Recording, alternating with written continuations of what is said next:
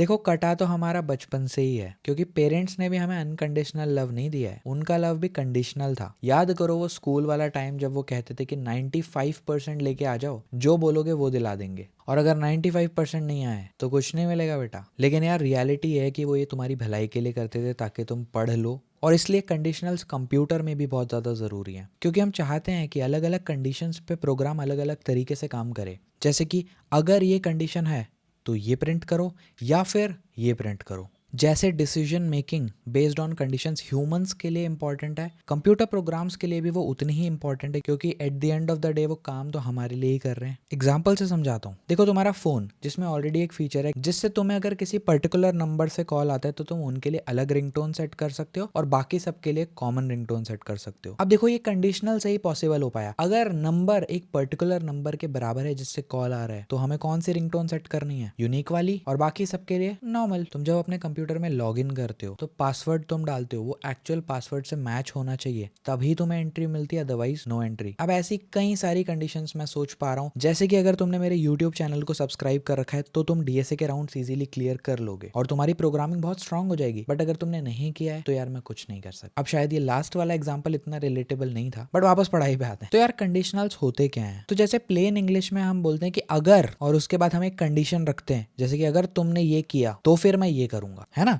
तो अगर ये कंडीशन ट्रू है तो मैं क्या करूंगा? कुछ पर्टिकुलर काम करूंगा, वरना फिर देखना, और दूसरी कंडीशन है ना, अगर नहीं किया तुमने वो काम तो फिर देखना मैं क्या करता हूँ। देखो यहाँ पे दो चीजें हैं, अगर वो कंडीशन ट्रू है तो मैं कुछ करूंगा, वरना मैं कुछ करूंगा, डिपेंडिंग ऑन कि वो कंडीशन ट्रू है या फॉल्स है, मैं कुछ कुछ कर रहा हूँ। जैसे वही पेरेंट्स वाला एग्जांपल ले लेते हैं। अगर तुम्हारे मार्क्स 95% से ज्यादा हैं तो जो तुम बोलोगे, तो तुम्हारी कंडीशन होती है कि अगर आ गए तो फिर मैं स्कूटी लूंगा। बट लेकिन फिर घर वालों का क्या होता है? अगर 95% से ज्यादा मार्क्स आ गए तो बेटा स्कूटी पक्की है, नहीं तो कुछ नहीं मिलेगा और मार अलग पड़ेगी, ठीक है। तो इसी को प्रोग्रामिंग में लिखने का एक तरीका होता है, और हम देखेंगे कि C++ में हम कैसे कंडीशनल्स को लिख सकते हैं, है ना। बस अगर और नहीं तो को इंग्लिश में लिख दो, इफ, और उसके बाद ब्रैकेट्स में क्या हम कंडीशन लिख देंगे। वो कंडीशन या तो ट्रू होनी चाहिए या फॉल्स होनी चाहिए। और क्योंकि हम ऑपरेटर्स पढ़ चुके हैं पिछली क्लास में, तो अब तुम्हें ट्रू और फॉल्स रिटर्न करने में प्रॉब्लम नहीं आनी चाहिए। बट फिर भी हम एक बार कोड में दोबारा से देखेंगे। तो अगर मेरे मार्क्स,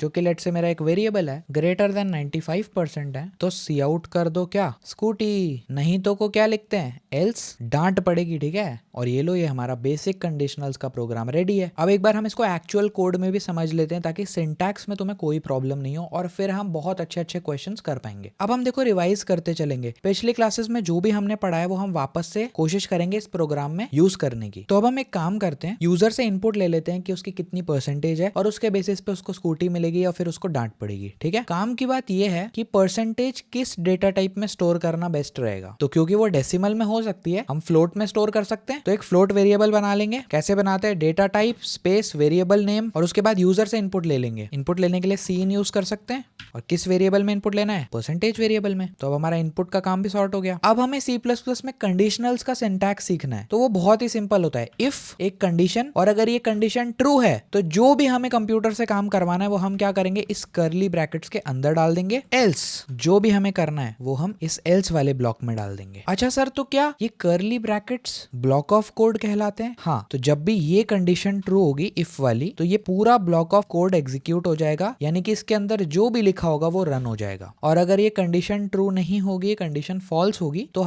एल्स वाले ब्लॉक में जो भी लिखा होगा वो रन हो जाएगा, वो एग्जीक्यूट हो जाएगा। सर समझ तो गया हूँ, एक एग्जांपल से बता दोगे तो अच्छा हो जाएगा। हाँ, तो परसेंटेज वाला प्रोग्राम कंप्लीट करते हैं। पेरेंट्स की कंडीशन क्या होती है? If percentage is greater than 95, तो स्कूटी घर आएगी भाई। लेकिन अगर परसेंटेज 95 से ज्यादा नहीं आई तो फिर क्या प्रॉमिस किया था? एल्स में लिख दें, डांट पड़ेगी। सर एक बार इसको रन करके दिखाओ और फिर एक बार और समझा देना। तो देखो, अगर इनपुट में मैं 81% देता हूँ और इस प्रोग्राम को रन करता हूँ, रन करने के लिए याद है ना, Ctrl+Shift+B या Command+Shift+B depending on your operating system. जैसे ही मैंने रन किया मुझे डांट पड़ गई, क्योंकि यार 81% आई है मेरी, और मुझे 95 से ज्यादा चाहिए थी। अब एक बार मैं ये भी चेक कर लेता हूँ कि अगर मेरी 95% आई है तो भी क्या मुझे डांट पड़ेगी? भाई फिर से डांट पड़ गई, प्रोग्राम में कुछ तो गलत है। देखो हमने ऑपरेटर्स पढ़े थे पिछली क्लास में, और ऑपरेटर्स में हमने क्या क्या पढ़ा था? अरिथमेटिक, असाइनमेंट, कंपैरिजन और लॉजिकल ऑपरेटर्स। यहाँ पे इस कंडीशन में देखो कौन सा वाला लग रहा है। यहाँ पे हमने कंपैरिजन ऑपरेटर यूज किया है, ग्रेटर देन वाला। तो अगर हमारी परसेंटेज 95 है तो क्या 95 ग्रेटर देन 95 ट्रू होता है? नहीं, ये तो फॉल्स होता है। तो इसलिए हम एल्स स्टेटमेंट में जो भी लिखा हुआ है वो प्रिंट कर रहे हैं। अरे सर गलती पकड़ में आ गई, यहाँ पे ग्रेटर देन इक्वल्स टू वाला कंपैरिजन ऑपरेटर लगेगा, क्योंकि 95 के बराबर होंगे तो भी तो स्कूटी मिलनी चाहिए सर। बिल्कुल, अगर 95 भी आ गए तो तुम अपने हक की लड़ाई लड़ सकते हो और स्कूटी ले सकते हो। तो अब रन करते हैं और अब लो स्कूटी आ गई है भाई। अब लेकिन हमारी लर्निंग यहीं खत्म नहीं होती, क्योंकि इसके बाद एक और चीज है। कुछ पेरेंट्स ऐसे ब्लैक एंड व्हाइट नहीं होते कि अगर आ गया तो पूरी दुनिया मिल जाएगी, नहीं आया तो कुछ नहीं मिलेगा। कुछ पेरेंट्स अच्छे होते हैं जो बोलते हैं अगर 95 के ऊपर आ गए तो कुछ भी ले लेना, 85 से 95 के बीच में आ गए तो फोन ले लेना, बस 60 से नीचे मत लाना, क्योंकि बेटा अगर 60 से नीचे आए तो फिर घर से बाहर निकाला जाएगा तू। अब कोशिश करते हैं ये वाला प्रोग्राम बनाने की। तो अगर 95 से ज्यादा आई है तो हम कुछ भी ले सकते हैं, तो ऑफ कोर्स हम स्कूटी लेंगे। पर एल्स में क्या मैं फिर से एक इफ स्टेटमेंट लगा सकता हूँ कि 95 या 95 से ज्यादा आई तो स्कूटी ले लेंगे, वरना फिर से चेक कर लेते हैं कि परसेंटेज क्या ग्रेटर देन 85 है। अगर 95 नहीं है एल्स में जाएंगे, और एल्स में अगर 85 से ज्यादा है तो क्या मैं डेफिनेटली बोल सकता हूँ 85 से 95 के बीच लाई कर रही है। तो चलो नया फोन तो मिल रहा है, और आईफोन लूंगा मैं तो, एप्पल वाला। लेकिन अगर 85 नहीं आया तो बस इतना चेक करना है कि 60 से नीचे तो नहीं आया, नहीं तो घर से बाहर। तो फिर से इफ कंडीशन एल्स के अंदर परसेंटेज अगर लेस देन 60 हो गई तो फिर हम घर से बाहर हो जाएंगे, और अगर 60 से नीचे नहीं हुई एल्स तो कुछ नहीं। तो सर क्या हम इस एल्स में कुछ नहीं लिखेंगे? हाँ, हम इस एल्स में कुछ नहीं भी लिख सकते हैं। तो जो अभी मैंने तुम्हें बताया इफ और उसके बाद एल्स, उसमें एल्स जो है वो अगर नहीं भी लिखो, सिर्फ इफ भी लिखो तो भी चल जाता है। लेकिन क्या सर सिर्फ एल्स लिख सकते हैं? नहीं, सिर्फ एल्स लिखने का कोई फायदा ही नहीं है ना। क्यों? क्योंकि अगर तुम्हें हर बार कोई चीज करवानी है तो तुम इफ एल्स को यूज ही नहीं करोगे। बट अगर तुम्हें सर्टेन कंडीशन पे कुछ चीज करानी है तो तुम इफ यूज कर सकते हो, और उस कंडीशन के फॉल्स होने पे कुछ और कराना है तो एल्स यूज कर सकते हो। पर सिर्फ इफ को हम यूज कर सकते हैं, जैसे अभी मैं यहाँ पे करूंगा। यहाँ पे देखो सिर्फ इफ यूज किया, राइट? एल्स की हमें जरूरत ही नहीं है, क्योंकि हमें एल्स में कुछ भी प्रिंट नहीं करवाना है। देखो 10th लाइन से हमने कंडीशनल लिखना चालू किया। सबसे पहली चीज है क्या हमारे 95 से ज्यादा परसेंट है? अगर हाँ तो ये वाला ब्लॉक ऑफ कोड रन होगा जिसमें हमें स्कूटी मिल जाएगी। अगर ये नहीं है ट्रू, यानी कि 95 से कम है, तो एल्स वाले पार्ट में एल्स वाला ब्लॉक कौन सा है? देखो यहाँ से स्टार्ट किया हमने और यहाँ पे खत्म किया। ब्लॉक के अंदर जो भी हमने लिखा वो सारा एग्जीक्यूट होगा। तो लाइन बाय लाइन चलते हैं, क्योंकि लाइन बाय लाइन एग्जीक्यूशन होता है। 95 से कम थे इसलिए हम एल्स में आए। अब चेक करते हैं, अगर 85 से ज्यादा है, इसका मतलब 85 से 95 के बीच है, तो जो प्रॉमिस किया था एप्पल आईफोन वो मिल जाएगा। अगर नहीं तो फिर से इस एल्स वाले पार्ट में आ जाएंगे, और इस पार्ट में मैंने क्या लिख रखा है? अगर 60 से नीचे है तो भाई डर का माहौल है, घर से बाहर निकलना पड़ेगा। लेकिन अगर ये इफ कंडीशन ट्रू नहीं है, यानी कि मेरे 60 से ज्यादा है या 60 है, तो मैं बच गया और मुझे घर से बाहर नहीं निकलना पड़ेगा। लेकिन दुख की बात यह है, ना ही मुझे स्कूटी मिलेगी ना ही मुझे आईफोन मिलेगा। तो अब एक बार रन करके देखते हैं 95 पे क्या मिलेगा। तो 95 पे स्कूटी मिलेगी। अच्छा 94 आते तो स्कूटी मिलते मिलते रह गई, अब तुम्हें सिर्फ आईफोन मिलेगा। अच्छा 70 आ गए तो बेटा कुछ नहीं मिलेगा। और अभी भी तुम शुक्र मनाओ, क्योंकि अगर 59 आ गए ना तो फिर घर से बाहर ही निकलोगे। अब देखो यहाँ पे इसको लिखने का एक और तरीका होता है। अभी तक हमने सिर्फ इफ एल्स देखा है, लेकिन यहाँ पे एक और स्टेटमेंट होता है जो कि होता है एल्स इफ।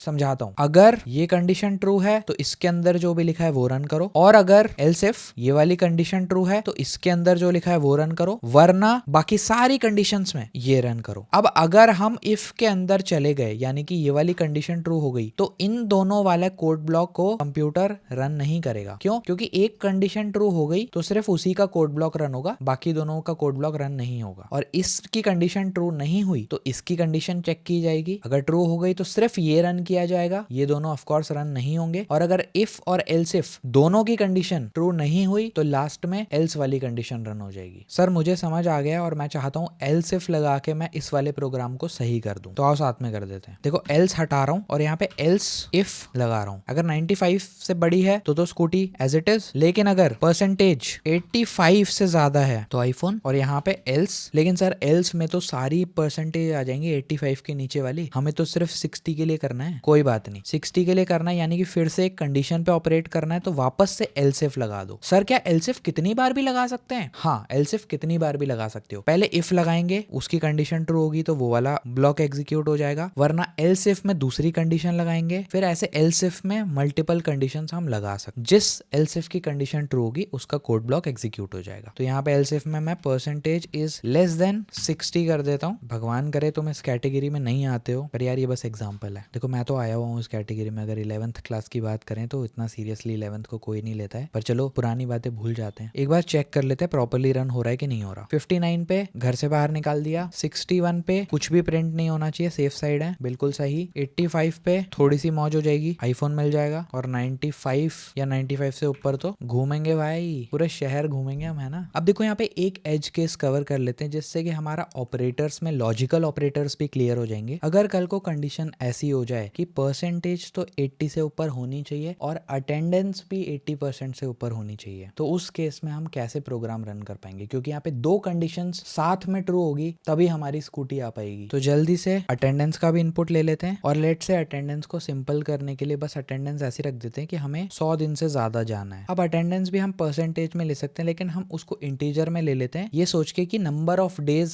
कितने हम प्रेजेंट रहे हैं, और कंडीशन में हम डाल देते हैं कि हमें 100 से ऊपर डेज प्रेजेंट रहना था, तो इसलिए इंट वेरिएबल बना लेते हैं अटेंडेंस का, और परसेंटेज के बाद हम उसको भी इनपुट ले लेते हैं सीन यूज करके। अब अगर हमारी परसेंटेज 80 से ऊपर है और अटेंडेंस 100 डेज से ऊपर है, तो हमें स्कूटी मिल जाएगी, वरना हमें कुछ नहीं मिलेगा। तो एक इफ ब्लॉक लगा देते हैं और एक एल्स ब्लॉक लगा देते हैं। एल्स में तो देखो बड़ा सिंपल सा है, कुछ नहीं मिलेगा, और इफ में स्कूटी मिल जाएगी। लेकिन इफ के अंदर सर कंडीशन कैसे लिखें, क्योंकि यहाँ पे तो सर दो कंडीशन है। एक तो मुझे पता है कैसे लिखते हैं, परसेंटेज ग्रेटर देन 80, ये तो मैंने लिख लिया सर, लेकिन सर अटेंडेंस भी तो मेक श्योर करनी है। उसके लिए सर क्या मैं इफ के अंदर एक और इफ डाल दूं? बिल्कुल, तुम ये काम कर सकते हो, लेकिन याद करो हमने ऑपरेटर्स पढ़े थे। ऑपरेटर्स लेफ्ट और राइट साइड पे दो एलिमेंट्स के साथ काम करते हैं। क्या वहां पे दो कंडीशंस भी हो सकती थी? हाँ, हमने लॉजिकल ऑपरेटर्स पढ़े थे, जहां पे लेफ्ट और राइट अगर दोनों ट्रू होंगे तभी ट्रू आंसर आएगा। ये कौन सा वाला ऑपरेटर था? लॉजिकल एंड ऑपरेटर था, याद है? जब लेफ्ट में ट्रू होगा, राइट में ट्रू होगा, तो ही आंसर ट्रू होगा, अदरवाइज सारे केसेस में आंसर फॉल्स होगा। क्या हमें यहाँ पे वही चाहिए कि परसेंटेज भी 80 से ज्यादा हो एंड अटेंडेंस भी 100 से ज्यादा हो? तो यहाँ पे हम लॉजिकल एंड ऑपरेटर यूज कर लेंगे। और अब इनपुट लेके देख लेते हैं। अगर अटेंडेंस 70 डेज की थी और परसेंटेज 95 थी तो कुछ नहीं मिलेगा, लेकिन अगर अटेंडेंस 100 से ऊपर चली गई तो हमें स्कूटी मिल जाएगी। अब आगे तुम्हें ऐसे बहुत सारे क्वेश्चंस मिलेंगे जहाँ पे 2-3 कंडीशंस को मिक्स करके कुछ टास्क करना होगा। तो हमें याद रखना है वहां पे कि हम लॉजिकल ऑपरेटर्स यूज कर सकते हैं ना, एंड वाला, और कब यूज करते हैं? जब लेफ्ट या राइट में से कोई भी एक भी कंडीशन ट्रू है तो वो ट्रू रिटर्न कर देगा। यहाँ पे एक बहुत इंपॉर्टेंट चीज है जो बहुत लोग नहीं बताते हैं बिगिनर्स को, लेकिन ये कंफ्यूजन मैं यहीं पे दूर करना चाहता हूँ। जब भी हम लॉजिकल एंड यूज करते हैं तो उसकी कंडीशन क्या होती है कि लेफ्ट स्टेटमेंट और राइट स्टेटमेंट दोनों ट्रू होने चाहिए। तो अगर लेफ्ट स्टेटमेंट ट्रू होता है तो डिपेंड करेगा कि अटेंडेंस वाला स्टेटमेंट भी ट्रू है कि नहीं। अगर ये भी ट्रू है तो हम इफ ब्लॉक के अंदर जो भी लिखा है वो प्रिंट कर देंगे, ठीक है। लेकिन सोचो अगर परसेंटेज ही 80 से ज्यादा नहीं होती तो क्या ये चीज फॉल्स है? और अगर लेफ्ट में फॉल्स है तो राइट में कुछ भी हो, क्या कभी भी ये इफ ब्लॉक एग्जीक्यूट होगा? नहीं होगा। क्यों? क्योंकि राइट में अगर फॉल्स है तो भी नहीं होगा, राइट में ट्रू है तो भी नहीं होगा, क्योंकि दोनों का ट्रू होना जरूरी है। तो एक चीज हमें हमेशा याद रखनी है कि कंडीशन में अगर हमने लॉजिकल एंड यूज किया है और पहली कंडीशन ट्रू नहीं है तो दूसरी कंडीशन कभी चेक भी नहीं होगी, क्योंकि उसका कोई फायदा ही नहीं है। अगर यहाँ पे और होता, लेट्स से तुम्हारे पेरेंट्स बोल रहे हैं दोनों में से कुछ भी एक भी हुआ तो स्कूटी मिल जाएगी, लेकिन अगर इन दोनों में से एक भी नहीं हुआ, तुम बिल्कुल ही गए गुजरे हो, तो फिर तो कुछ भी नहीं मिलेगा। इस केस में हम लॉजिकल और यूज कर सकते थे कि या तो ये ट्रू हो जाए या फिर ये ट्रू हो जाए तो हम प्रिंट कर दें। इसमें फिर से जो इंपॉर्टेंट बात है, काम की बात, के भी, वो ये है कि अगर परसेंटेज 80 से ज्यादा हो गई, हमारे केस में अभी 70 है, तो ये हो गया फॉल्स। अगर पहला वाला स्टेटमेंट फॉल्स है तो कंपाइलर दूसरे स्टेटमेंट को चेक करेगा, क्योंकि पहला स्टेटमेंट अगर फॉल्स है भी तो दूसरा स्टेटमेंट अगर ट्रू हुआ तो ओवरऑल क्या हो जाएगा? ट्रू। और अगर दूसरा स्टेटमेंट फॉल्स हुआ तो ओवरऑल क्या हो जाएगा? फॉल्स। तो अभी भी जो हमारा डिसीजन है वो किस पे है? सेकंड वाले पे, राइट वाले पे। लेकिन अगर मैं इसी को चेंज करके 90% कर दूं तो सोचो, लेफ्ट वाला स्टेटमेंट ट्रू रिटर्न कर रहा है, और की कंडीशन क्या होती है? एक भी ट्रू हो गया तो ट्रू रिटर्न करेगा। तो जो सेकंड वाला है वो अगर फॉल्स भी हुआ तो भी कोई फायदा नहीं है, क्योंकि ट्रू ही रिटर्न होगा। अगर ट्रू हुआ तो भी ट्रू ही रिटर्न होगा। तो अब राइट वाले के पास कुछ भी हो, उससे डिसीजन इफेक्ट नहीं होगा। तो इसलिए कंपाइलर फिर से क्या करेगा? अगर पहला स्टेटमेंट ट्रू है तो दूसरा स्टेटमेंट चेक ही नहीं होगा, क्योंकि उसकी रिक्वायरमेंट ही नहीं है। क्वेश्चंस के थ्रू हम इसकी अंडरस्टैंडिंग को और बेटर करेंगे, बट आई होप कि कंडीशनल्स क्लियर हो गए होंगे। एक स्विच केस भी होता है जो कि हम बाद में पढ़ेंगे, क्योंकि वो बहुत कम यूज होता है और बिगिनर फ्रेंडली भी नहीं होता है। और हाँ, जो पेरेंट्स वाला मैंने बोला था कि वो अनकंडीशनल लव नहीं देते, वो मजाक था, सिर्फ एग्जाम्पल के लिए दिया था। उनका लव अनकंडीशनल ही होता है।